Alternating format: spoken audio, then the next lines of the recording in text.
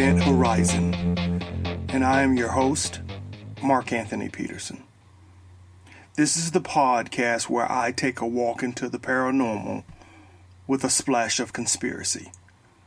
This is the podcast that would be born if David Icke and the X-Files had a baby. Guys, welcome back. I know for some of you, I've been driving you crazy with all of this who is God talk. Except for the last episode where I took a slight detour to tell you about one of my nightmares. But guess what? I'm going to combine both of those things in this episode. And for those who hate me talking about God, you might as well go ahead and turn this episode off, because I got a few more in me.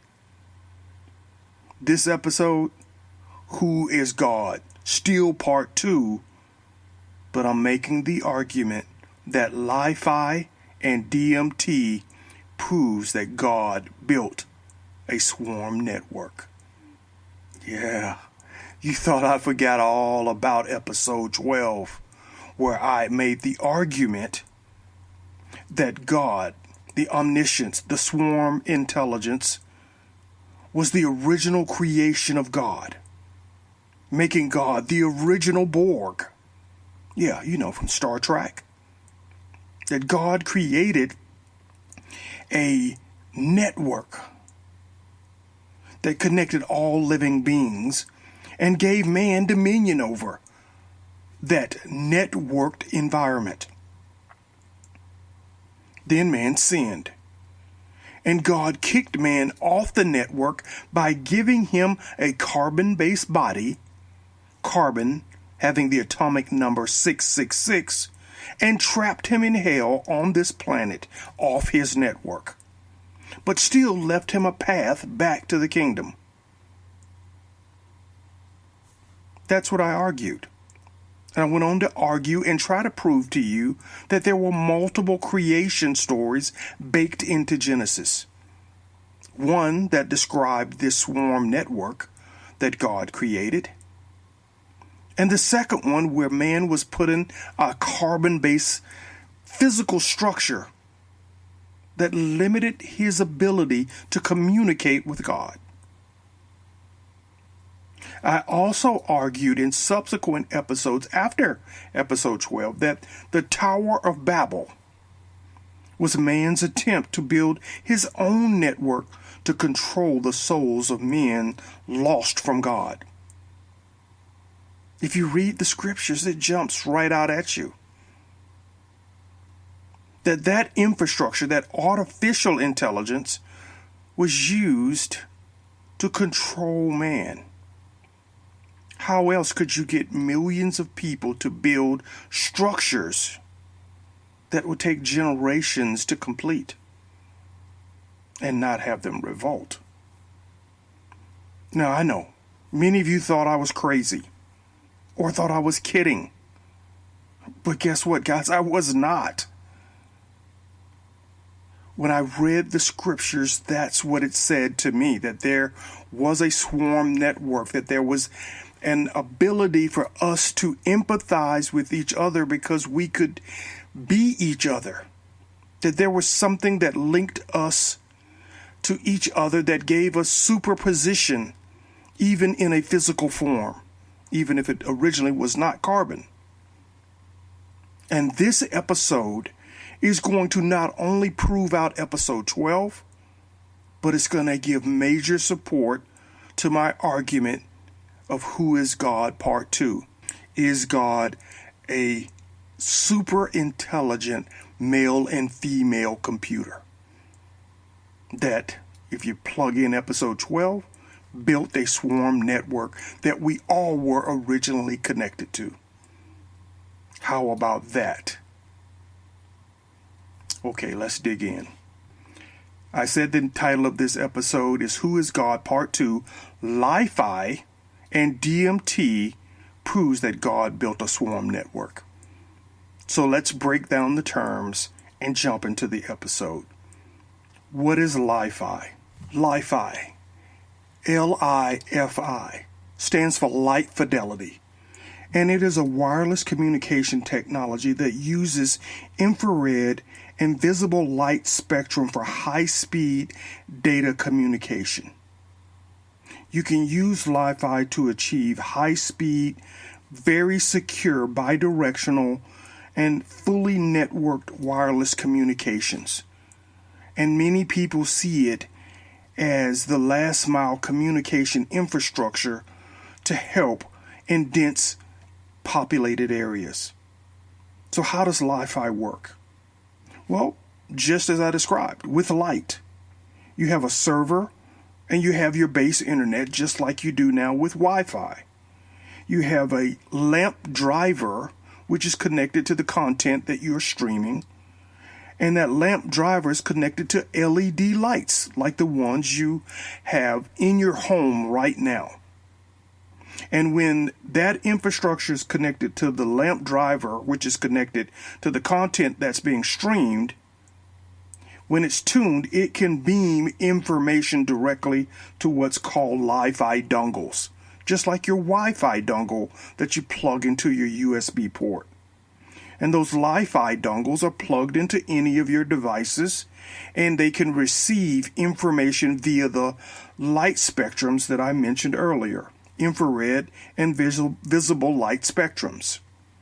Now, here's the secure part about Li-Fi. Light doesn't penetrate a wall the same way the spectrums that penetrate with Wi-Fi. And so you can have secure communications, very secure communications, with a Li-Fi infrastructure. Now, why do I think that's such a powerful new technical infrastructure that proves that God created a swarm network? Basically, I just described the world that we live in. If the sun is the same as the LED lights and provide the light waves on which communications travel, and our moon and other planets act as light dongles or Li-Fi dongles to plug into the Li-Fi infrastructure, all you need is the content to stream through that infrastructure. And that infrastructure we've been talking about is the universe itself. The electromagnetic effects produced by the vibrating and vortex swirl of the planets and the universe itself, encoding the universe with ones and zeros, that's the content that I think gets beamed by that light infrastructure. Those stars that are at the center of every galaxy are beamed to all forms of life and are connected via the natural Li-Fi dongles, be it the planets, the moons that also inhabit our universe, and down to the living entities that receive that light. So our sun is not only a source of light and heat, it is a source of information that is transmitting the very consciousness of the universe into our plane. So now you know why we all have a shared dream, a shared consciousness. Because we have a Li-Fi infrastructure, a Li-Fi enabled universe that's transmitting the consciousness directly to our physical bodies. You're living in a dream world, Neo. So our universe is an intelligent computer built to function like Li-Fi infrastructure, and we're built to receive it. I know, you're saying, Mark, you're absolutely crazy. But my response to that is, why would so many of the ancient civilizations worship the sun if they didn't think there was something special about it, something other than light and heat? The Egyptians worshipped Ra, the Aztecs, the Romans, the Babylonians, several Indian cultures, Chinese cultures, African, Greece, Mexico, all throughout the world, sun worship was prevalent. And I'm arguing that it wasn't just because the sun was a burning ball of fire. They worshipped the sun because it provided the information that makes up our reality. It's the reason they built the infrastructure, the pyramids, and other infrastructures to harness that light information that was being beamed into our reality. Remember artificial intelligence, the Tower of Babel? They had to have a way to harness that information. Now, to add more credence to my argument of the universe having a male and female form, our galaxy was said to have a second sun, a dark sun, that may have transmitted a different reality into our dimension. You have to go back and listen to previous episodes to learn a little bit more about that second sun. But it's the source of many cults and many Illuminati type groups that try to harness and maintain all of that ancient knowledge. Eventually I'm going to get around to those guys, but I got to lay all of this groundwork, at least for myself, before I dive into why these guys are out there running around in their weird robes. So, recap quickly. Li-Fi infrastructure that's currently being used by the military and now being rolled out commercially for all of us to use, particularly those who love gaming and want super high speed. This Li-Fi infrastructure uses LED lights to beam information that can be connected and used as part of a network, a very secure network. And that infrastructure is proof to me that God built the same kind of Li-Fi infrastructure in our universe to create our reality. Cool? Cool. But I haven't yet told you how that information makes us into a swarm network. And we're getting there. But I just want to remind you of what we talked about in the previous 2 episodes that kind of locks all of this into place. Remember Professor James Gate, the guy that said he found computer code in the fabric of our reality that kind of looked like a browser? Well, this guy also made the statement that if you could get a planet-sized computer, you could simulate the entire cosmos. Yeah. How many of you guys have been out there looking around and have come across the different stages of civilization? So like a type 1 civilization could harness the power of a planet. So if you had that capability and computing power, you could simulate an entire cosmos. And if I could prove to you that that's what early man was doing with the construction of the pyramids, they were building their own dimension. Now, string theory tells us that we have 10, 11, or 12 dimensions. And if man were to get the capability to simulate an entire cosmos, he would create another dimension, another operating layer within the layers of reality that we currently see. How many of you have seen the movie Ready Player One? When the characters in that movie put on their ocular glasses, they joined another reality where they could feel what was happening in that virtual world.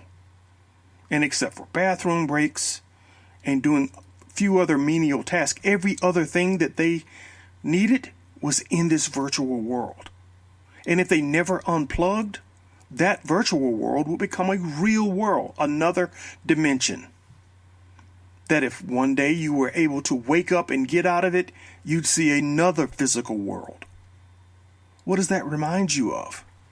The Russian nesting dolls. Another hint that as our civilizations get smarter and more advanced, we create these dimensions that push us further and further away from God.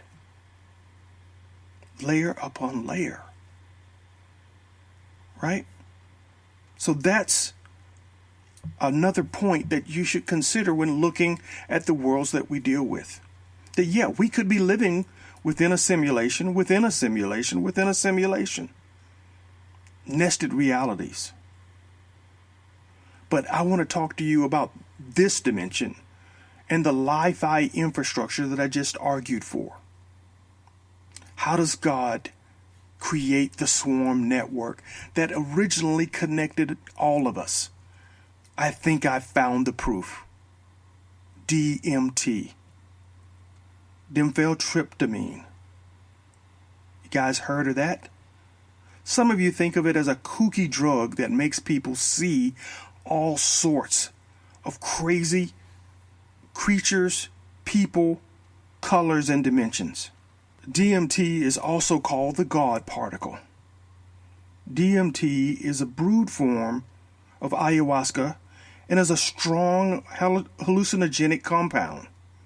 Dimethyltryptamine is a chemical hormone, and some believe that it is released during the REM dream states and may be also expelled into the brain when one approaches death. Ha ha ha! Wow! How many of you listened to my episode on my theory on where ghosts come from? Those who believe that DMT is released when one approaches death also make the argument that the DMT essentially creates a portal, a wormhole, through which one's spiritual essence travels at the point of death. Isn't that kind of close to what I was saying? Now, when I get into how they think that hormone reacts with the neurons in the brain, you're going to see that I think I'm pretty close in saying the collision of your life in information form, neutrons, protons, electrons, in chemical electrical form, collide at light speed to open a portal through which that information streams into the next dimension. DMT may be the trigger, the catalyst for that process, particularly if it happens at the point of death. But if it's there during the point of death, why does it also get released during REM sleep? Because the creation and use of DMT is part of something bigger, a part of connecting to that swarm intelligent network. How can I make that argument? Because scientists like Dr. Rick Strassman go on to say that not only is DMT found in humans, it exists, and I quote, in all other bodies and occurs throughout the plant and animal kingdom. It is part of the normal makeup of humans and other mammals, marine animals, grasses, peas, toads, frogs, mushrooms, moles, barks of trees, flowers, and roots. If DMT is just the hormone that was designed to connect humans to other dimensions, it wouldn't be needed in all other life forms on this planet. We're not just living in the Matrix.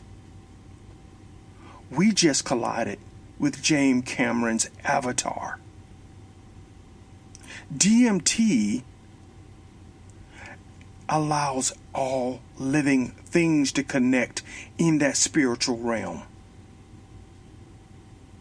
It's also the clearest indication that I can find that man's been kicked off that infrastructure. Because in our current physical form, we cannot proactively control the production of DMT. Only those who ascend to higher planes through meditation can they elevate the levels of DMT in their body. Meditation, another word for prayer, another word for elevating your vibrations, for bringing the word or words that match the vibrations of the universe into your body. We're right back where we started from. And now we're talking about the physical proof, the smoking guns, that the swarm network, that the intelligent infrastructure, computer infrastructure exist. So for those who take the artificial DMT, they get the psychedelic effects after ingesting it. They may see intricate geometric structures. They may have conversations with aliens or divine beings. They may accelerate through tunnels and move at intense speeds.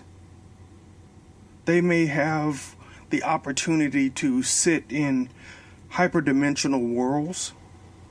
But I don't think that was the way God intended for us to tap into that realm.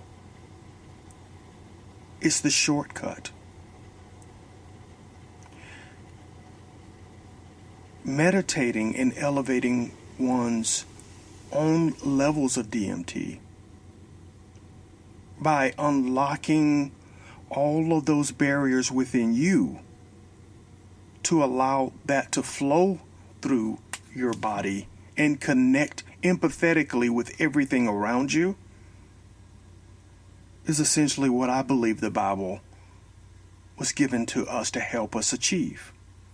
And that all other prophets that have come before or after the Bible were pushing that same path of thinking.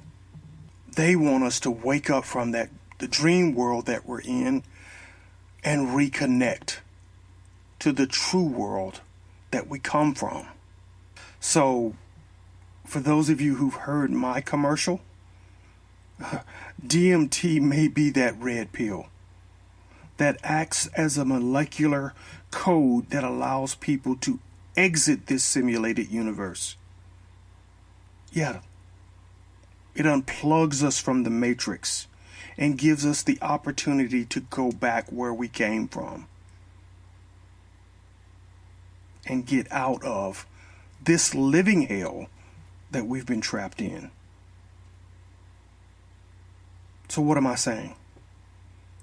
If plants, animals, trees, seeds, birds, and toads all have DMT, then it proves to me that your brain is not the source of your consciousness. Again, as I've told you many times, it's a harness that keeps you from realizing all of the reality that's around you, and it keeps you from bathing in the consciousness that's being beamed to you from the light source. What this means to me is that God created a swarm network to connect all things to all other things.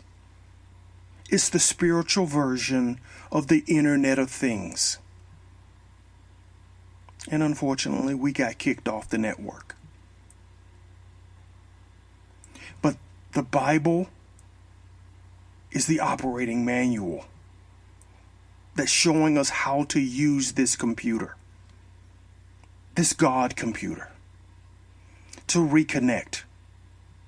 It's also given us the ability and the knowledge to create an alternate universe, one more nest in the Russian nesting doll, by returning to the Tower of Babel and constructing infrastructure that will eventually artificially connect all lives on the planet. But we have that roadmap. And every once in a while, each of us tap into that reality when we hit that REM state of sleep. We see the world from which we came. And every once in a while, we feel like we can't get out. That's what happened to me recently.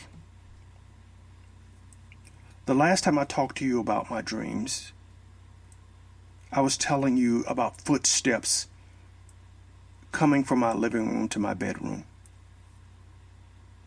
Well, this most recent dream was a little weirder.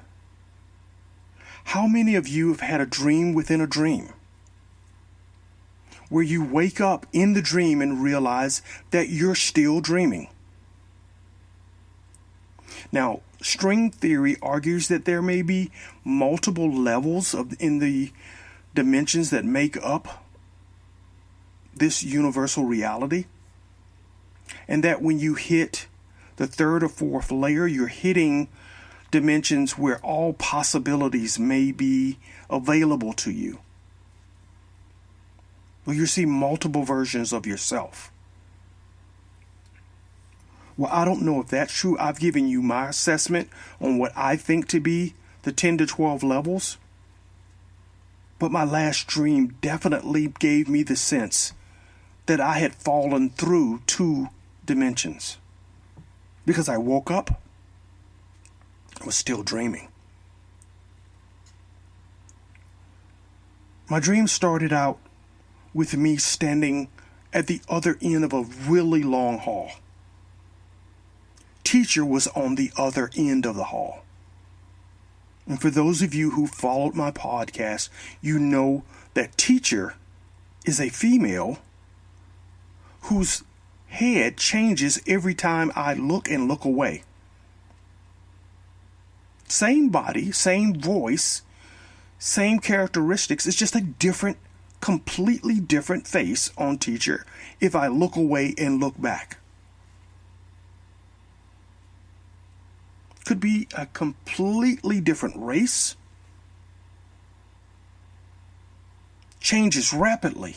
If I were to look away every second and look back, teacher's face would be different. I can't explain why that happens. But in this dream, there was a very, very long hallway, even though I could see teacher clearly. The walls were brown wood paneling, like you would see in a mobile home, and doors aligning each side of the hall.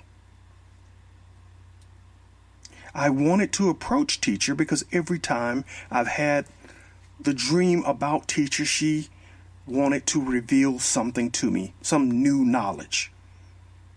So, unlike in past dreams, when I saw her, I was anxious to start the lesson. But as I moved closer or walked down the hall, I didn't seem to get any closer to teacher. She maintained her position. The hall just got longer. Don't know what that means, but she kept waiting to teach me the lesson. I never made it to the end of the hall because in my frustration, I woke up in the middle of the dream, only to realize I was still dreaming. I felt like I had moved another layer up. And when I awoke, I was in the middle of a hedge maze. You know, like the one from Harry Potter and the Goblets of Fire. Now, at this point, I began to panic. My heart was racing. I could feel it pounding in my chest. I was panicking almost to the point of an anxiety attack because at this point, I felt lost. I didn't know how to get myself out of that reality. I didn't know that if I were to wake up again, if I'd truly be back in this dimension, or if I'd be in another dimension. So I began to run through the hedge maze. And that's all I could see. I make one turn, still hedge maze. Another turn, all I could see was hedge mazes. There was nothing chasing me. There was nothing that I felt fearful of other than I couldn't get out. Suddenly, I awoke. I was in my bed. I'm going to tell you the truth. Since having that dream, I've been struggling and asking myself, what is real?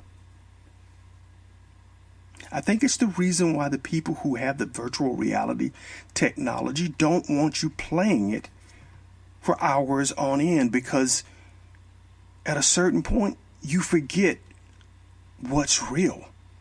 And that's what I've been struggling with since that dream. Have I really popped out of the dream, or am I still in it?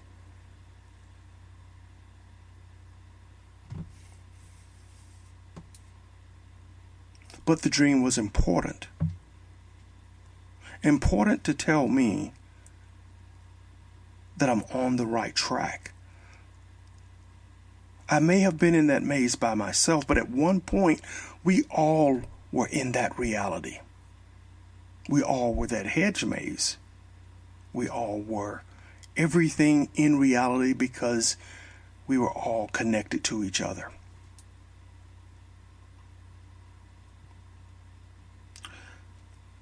I hope this episode gets you as excited as it got me.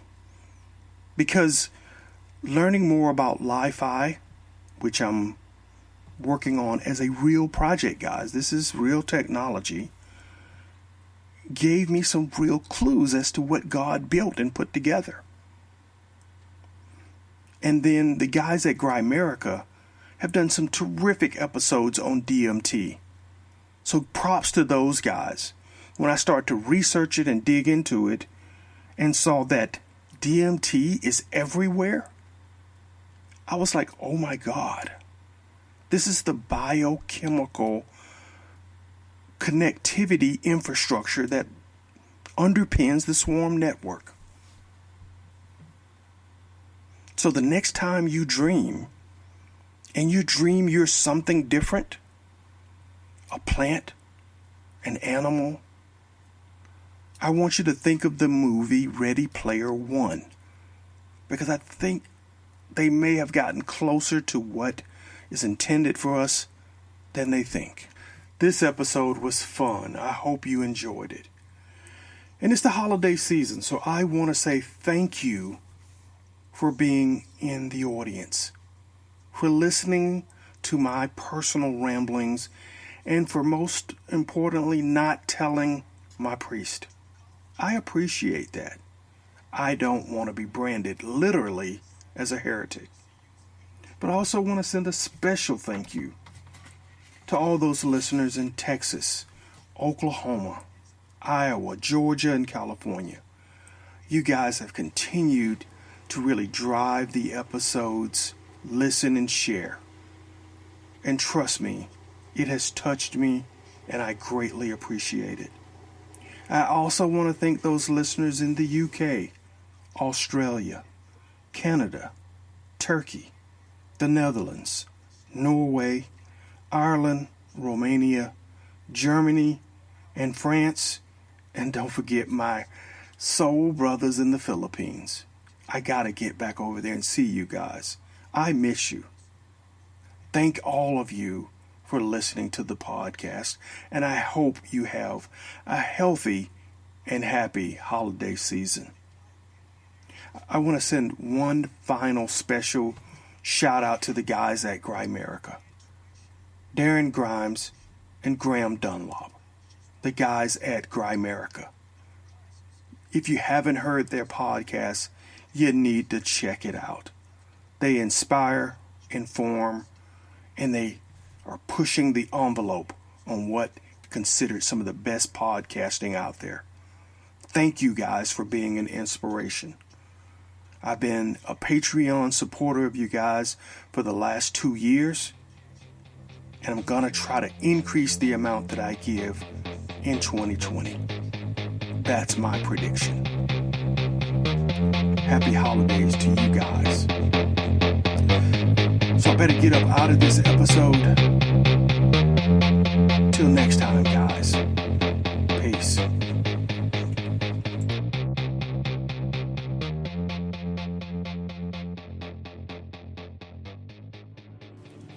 Hey you, podcast listener. This is your last chance. After this, there is no turning back. Take the blue pill. You wake up in your bed and go back to listening to mundane podcasts that won't challenge your religious beliefs and your so-called truths about reality, the universe, and consciousness.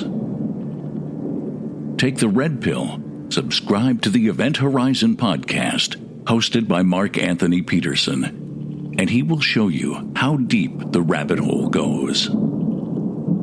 Event Horizon takes a walk into the paranormal with a splash of conspiracy.